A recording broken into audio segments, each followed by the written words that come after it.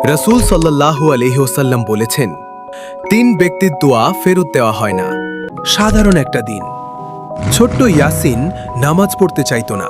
মা প্রতিদিন বলতেন, বাবা নামাজ পড়ো, আল্লাহ খুশি হবেন।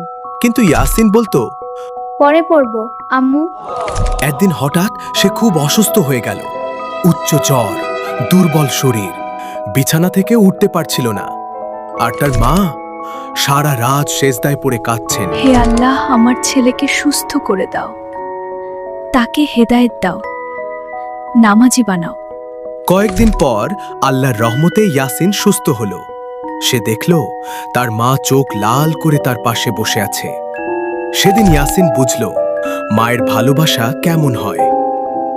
রাসূল সাল্লাল্লাহু আলাইহি ওয়াসাল্লাম বলেছেন, 3 ব্যক্তির দোয়া ফেরত দেওয়া হয় না। তার মধ্যে একজন হলো সন্তানের জন্য মায়ের দোয়া। সেদিন থেকে ইয়াসিন বদলে গেল। সে নামাজে দাঁড়ালো আর মায়ের জন্য দোয়া করতে শিখল।